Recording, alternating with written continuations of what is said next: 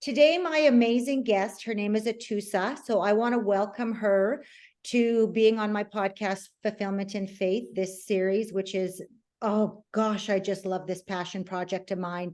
You are not the only one. I cannot believe the amount of people that we were helping out there with our stories that we're sharing of what we've experienced from our past.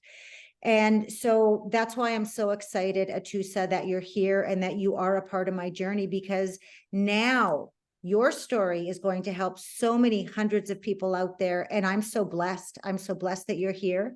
So, Atousa, I would like you to share a little bit about yourself. And then from there, if you just want to go right into your story. So, welcome, my dear.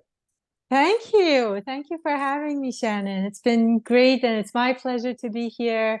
I've recently have met you from Facebook and love all that you do and all the information you're putting out there and helping people to know it's easier to live a better life. So I'm grateful for you and your work that you're And doing. So I want to go. thank you. So, thank you very much for saying that. No, it's important. I mean, we're all helping each other on this journey to get there, and along the way we're taking everybody that's willing to come with us to this better place that we're Mhm. hoping that we all share together. And you asked me to introduce myself, so you did a good introduction. My name is Atousa. I'm recognized by many titles at this point: shaman, transformational healer, spiritual guide, speaker, best-selling author, artist, poet, all you name it. There's a lot of titles. But what it all comes down to really is that I help people transform their lives, to let go of their traumas, let go of their past, and to know that they can live a better life, a happier life, a joyful life. Not that a life that everything is perfect and everything is going their way, but inside their heart, no matter what's going on the outside, inside there, have that peace, joy, and love. And that's what my work is about. And I just published a book recently. It's called Change Yourself, Change the World. Transform your life from fear-based living to choosing love and seeing magic. And that's the nuts and bolts of the work I do with my clients to help them transform and shift. And my background, it's all in the book, actually, all my story. But I always say I came into this world with PTSD, I think. My parents were divorced when I was around 2, and it was not a very, I don't think there's a good divorce, but there certainly was not a very cordial one. It was a lot of things happening, a lot of fights, a lot of arguments, a lot of crying, and back and forth. And then that went into shortly after, as I was growing up, then there was the Iran revolution that happened. That's where I'm originally from. And then we had that added on to all my anxieties and fears. Then we went into the war, Iran-Iraq war, which again added more to all that was going on. And then I migrated to US via Germany. And when I got here, again, it was all prejudice, because it was at the time of the hostage crisis and all that was happening. And I didn't speak a word of English when I came. So it all added to like feeling like I'm losing control of life. Like there's so much now, it's like, okay, something's got to give. And that's when I said, okay, I got to get control and, you know, get into my studies and go, go, go in order to come out and make a living. And, that's to me was the ultimate control. If I have money, if I have a job and I can pay for my things and I'm stable. So that was stability and acceptance and love. That's what my main goals were at that point. And I became an electrical engineer, got my master's, worked, and had all my different diplomas and all my awards and all those great things of how people saw me. But during all that time, on the outside, everything looked good, but on the inside, I think I was a mess and wasn't even realizing how much of a mess I was in terms of that anxiety, that fear, and always wanting things. It was all of it was outward view. Like, what can I, how can I fit in? How can I be loved and accepted? And that led me into also all the rules that society had put on me, family, everything that I carried and, held on tight to, which, got to marry. I married a person that was all for purpose for my life. God bless him. He was abusive and not physically, but more verbally, emotionally abusive. And toward the end, it got a little bit worse. But I'm actually, one of the best things that happened in my life was that divorce, and because that was the turning point of uh, everything coming to the surface, all the things that I had held on to and I was trying to get from the outside, everything bubbled up and came to surface that, okay, something's got to change. I cannot continue down this road. I cannot continue with this life. And I turned things around. I couldn't work. And that's when I started doing my artwork. That's when I started doing the healing work. The healing work really was always part of my life.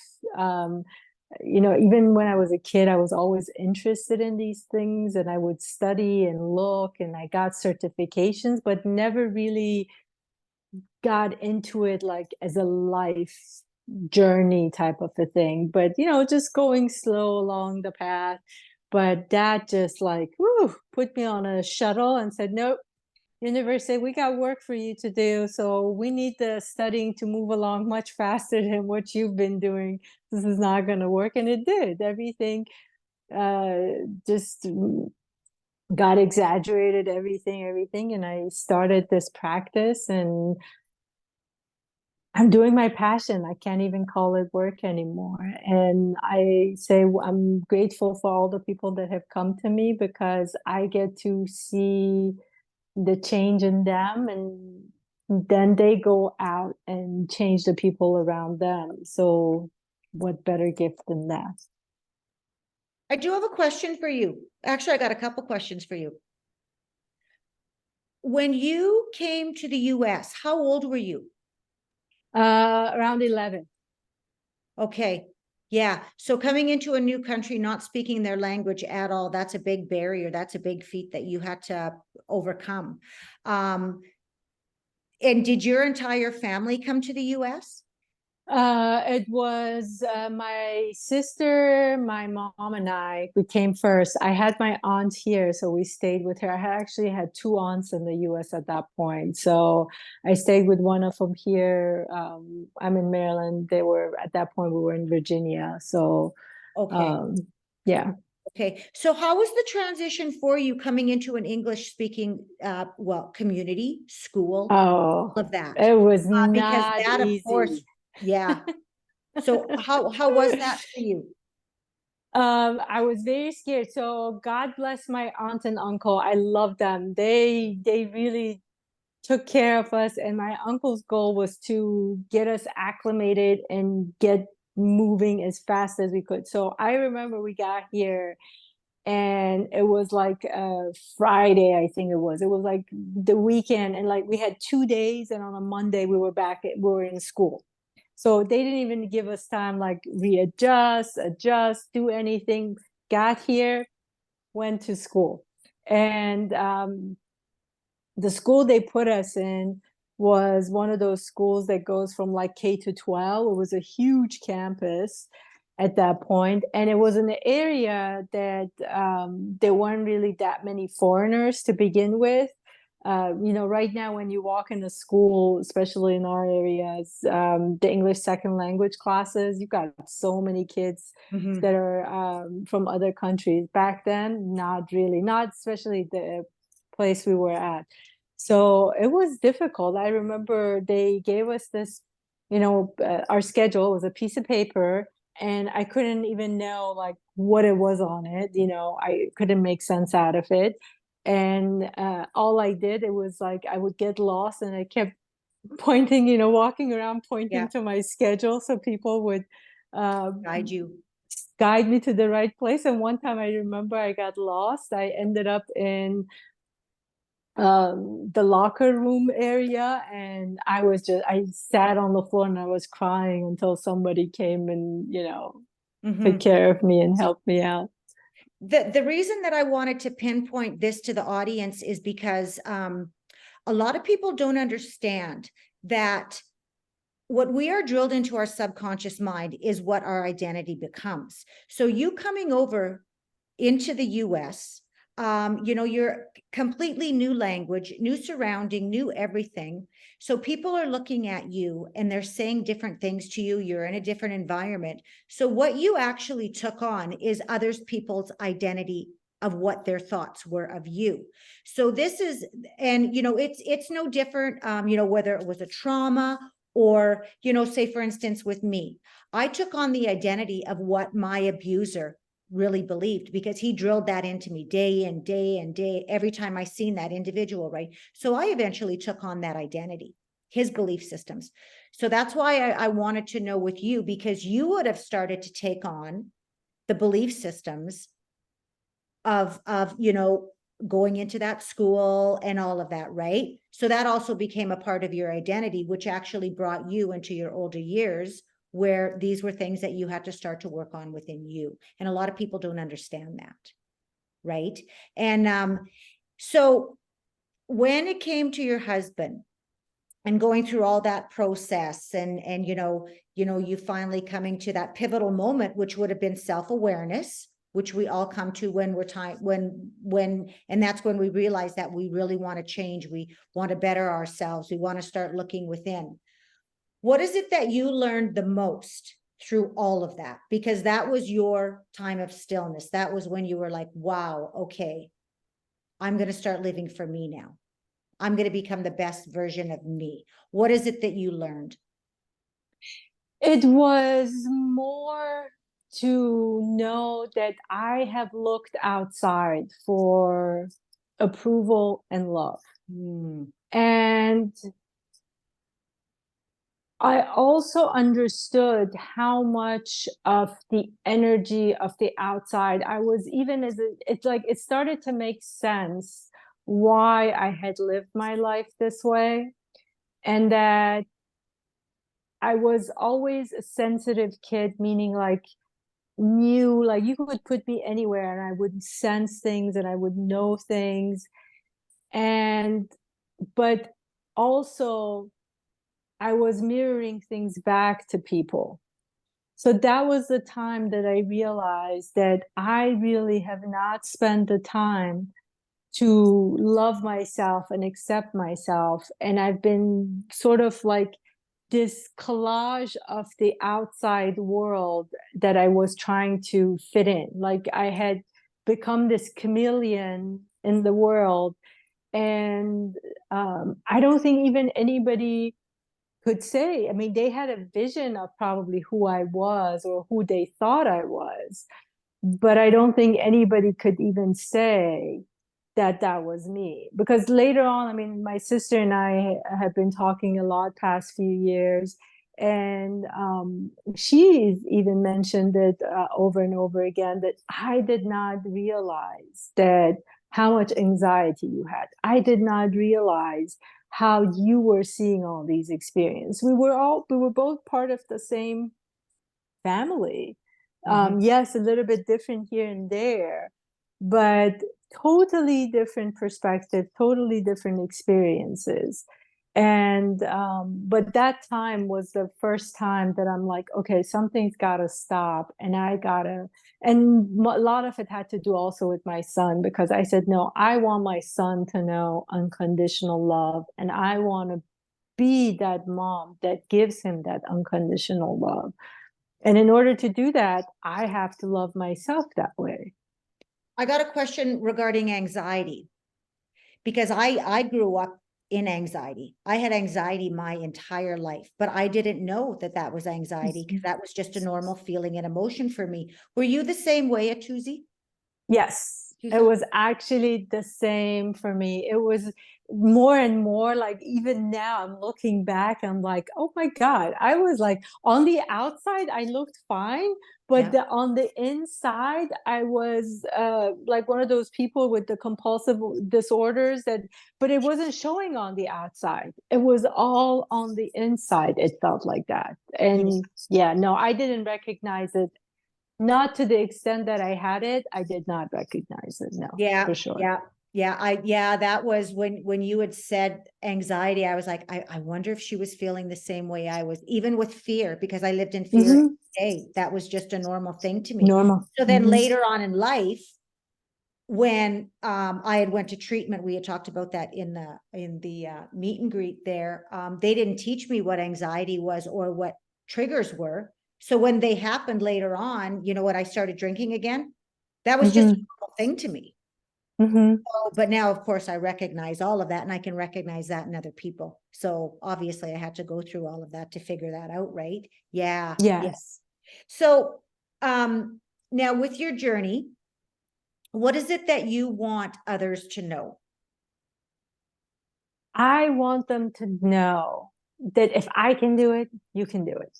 Mm-hmm. Mm-hmm. And because a lot of people, they get into situations, and I certainly was like that, that I would look at, like I said, I studied the work of gurus and masters and whatever you want to call them.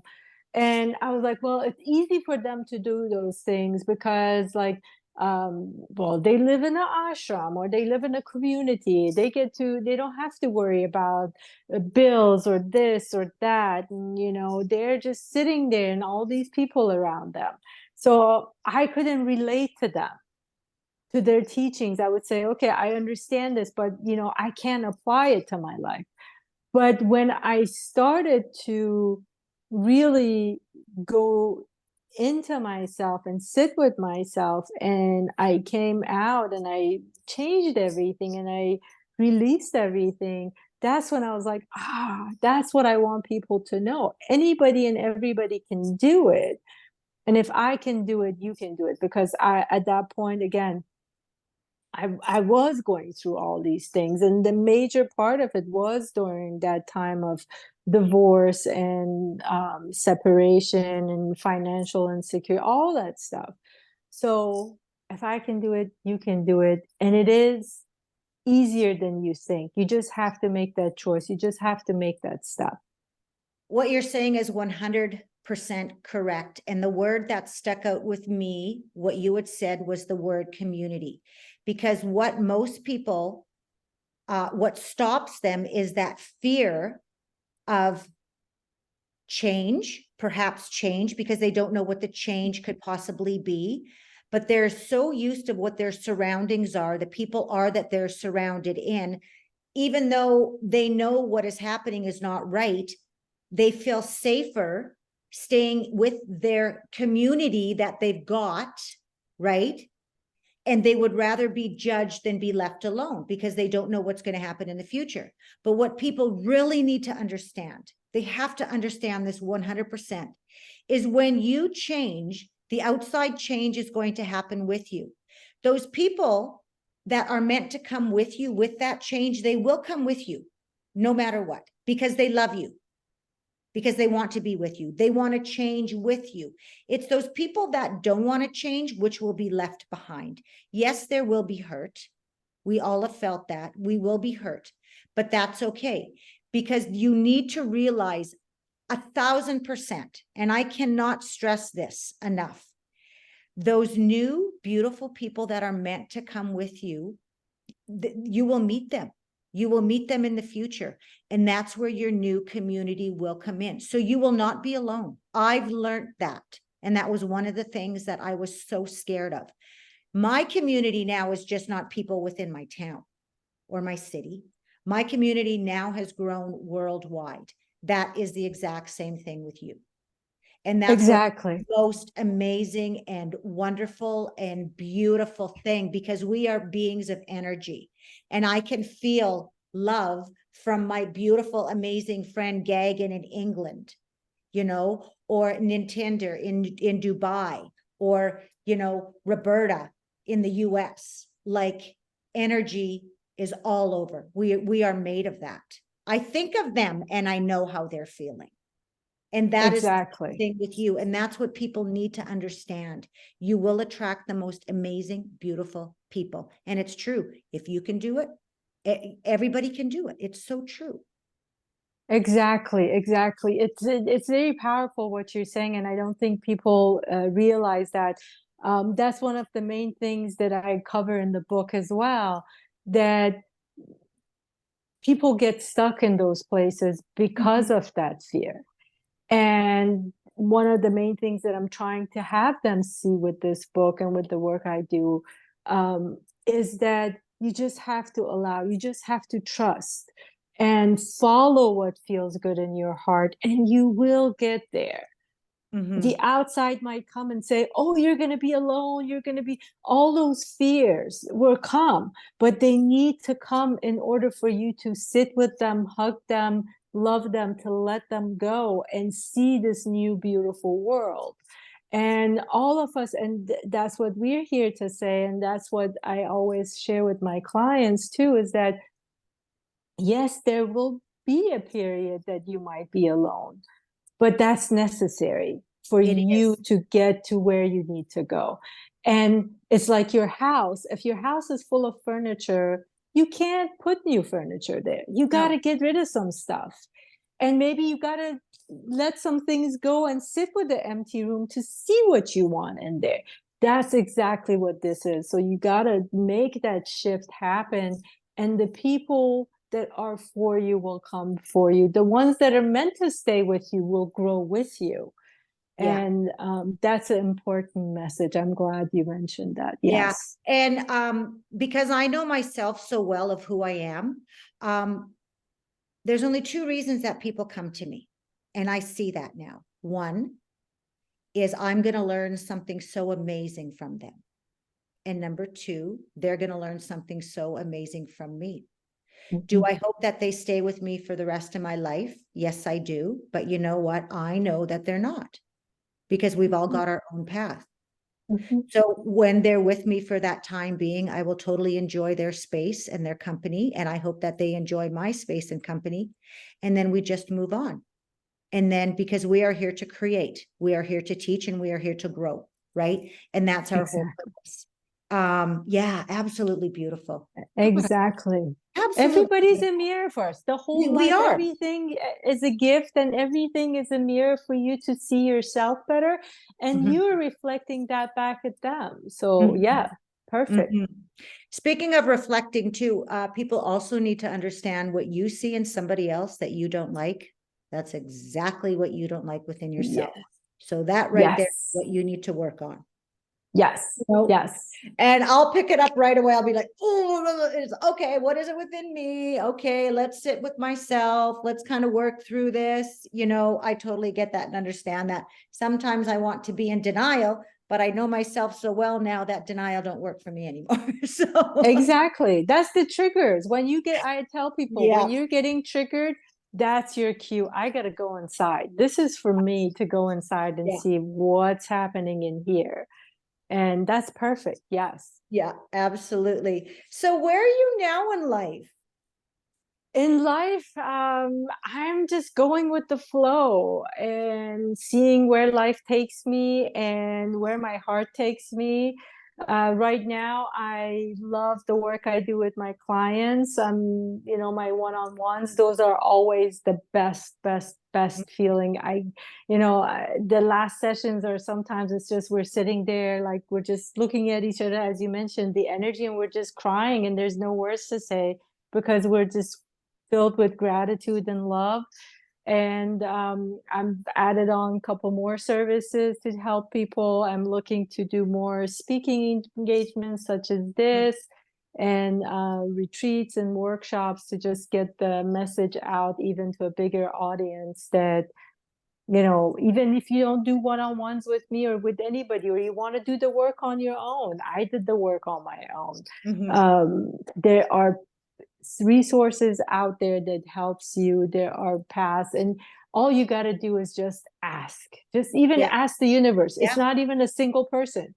Just open your heart and ask, I need help right now. Come on, somebody out there that you're listening, come and help me get out of this, and be open to receive it. That's the other thing that I talk about in the book too, is that we tune out. There are all these great messages coming to you every day. And then you say, oh, it's a coincidence. Oh, maybe I'm just thinking about this. We just keep dismissing it, and they keep coming and they keep coming. So at one point you got to say, okay, no, this is really for me. And this is somebody, universe, whatever you want to call it, is talking to me in order for me to start shifting. And that's the biggest thing, is you have to realize that you are worth everything that the world has to offer. And it's so true. You have to be in that art of allowing. Yeah. Have that belief and faith, 150%. There's no question. Oh my goodness. Okay, now, do you have your book in front of you? Because what I want to do is I need you to hold your book up so everybody can see when they, okay, absolutely. So where can you buy this book? On right now is on Amazon. Just you can search "Change Yourself, Change the World" and put my first name, Atuousa. It's gonna pop it up, and you cannot miss the cover. It's my artwork. Beautiful. Thank you. That's your artwork. It's stunning. Yes, thank you. And if you wanted to, on the second page, it talks about the front cover, how it's gonna come to life if you use the app. And it's available in everywhere, UK, Australia, all over the world. So you can get it anywhere you are. So are there any final last words that you want to say to the audience? And now this is where everything is going to be put in the podcast notes. People want to reach out to you through your Facebook, Instagram, anything like that, your website. Yes, my website is where you can find all my information, which is my first name, last name.com, ATOUSA and all my website information, social links, email, text services, all the information is there that you can find. And take the time, really. I want everybody to take the time, even just a little bit, to spend some time with yourself, just loving yourself and accepting all your parts that you're trying to hide, shove them out and hide them from outside. Go in those dark spaces and just love on yourself. And I just kind of look at all of my guests that have been on this podcast, this particular series, and I just think there's about 50 guests so far. And I've got a lineup of people that are coming on. And can you imagine, even a year from now, how many people will be a part of this series, and how it's going to be like the trickle effect? Yes. And that right there is the movement, which is going to be changing the world, because just by us speaking, how many more hundreds of people are going to come, and to get them know themselves and start to tell their stories.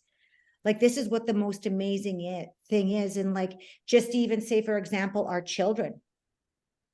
Then hearing us talk about our stories, and then we're changing like generations to come, which is the most amazing thing. And I don't think people realize how big this is. Exactly. And that's, again, this book, and I tell my clients all the time, they come to me and they say, as they're changing, it's like, well, I noticed like my mom has changed. I've noticed my husband has changed. I've noticed my kids have changed. They will change because they have no choice. They have a choice, but in that energy agreement that they're with you in this journey, in this life path, they will change.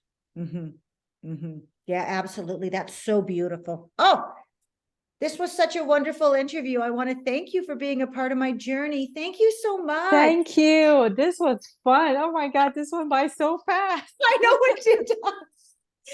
And so this is why I love this aspect of my work. Like, I love meeting people from all over the world, sharing our stories. And the most amazing thing is we've all got that common bond. Number one, we love ourselves. Number two, we're trying to teach others to love themselves.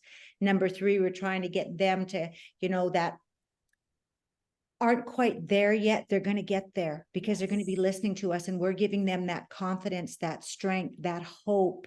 That's what the most amazing thing is. Like, how could I not love doing this on a daily basis? Interviewing people, talking to people. It's just so exciting. I love it. And I love I you. love it too. I love So you. much. Thank you so much. This was awesome. Thank you.